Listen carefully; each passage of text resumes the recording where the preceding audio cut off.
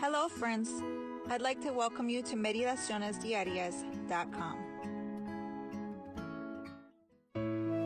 Welcome to today's devotion titled The Supreme Potter for September 16, 2022. Let us read together in Jeremiah chapter 18 verses 3 and 4. So I went down to the potter's house and I saw him working at the wheel. But the pot he was shaping from the clay was marred in his hands.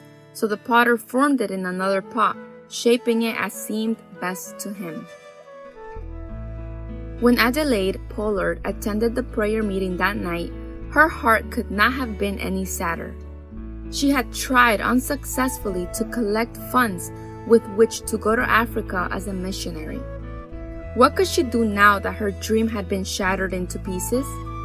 Kenneth W. Osbeck writes that the answer came in the way Adelaide least expected it, through an elderly church ladies' public prayer at the meeting that night.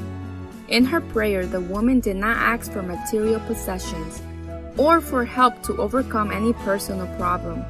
She merely said, "Lord, it doesn't really matter what you do with us. I only ask that your will be done in our lives."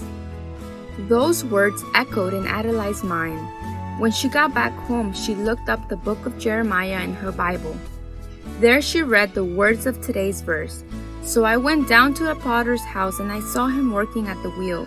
But the pot he was shaping from the clay was marred in his hands. So the potter formed it into another pot, shaping it as it seemed best to him. Shaping it as seemed best to him. That was what Adelaide needed to hear. The Supreme Potter has the power to do with the clay as he deems best, and his will is always the best for his children. That very night, before going to bed, Adelaide began to write, "Have thine own way, Lord, have thine own way. Thou art the potter, I am the clay.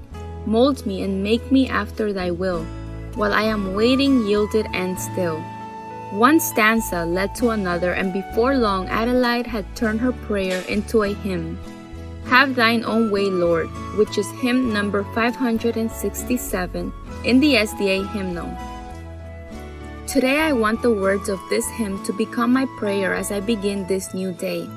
I want my life to be like clay in the Supreme Potter's hands. I want His will to be fully carried out in me, even if that means I will have to give up my most precious dreams. Is that also your prayer? We know not what is best before us, and our only safety is in walking with Christ, our hand in His, our hearts filled with perfect trust. Selected Messages, Book 1, Chapter 6, page 79. Dear Jesus, today I want to walk really close to you. Take me, dear Lord, by the hand and lead me. Only then can your divine be fulfilled in my life. Amen.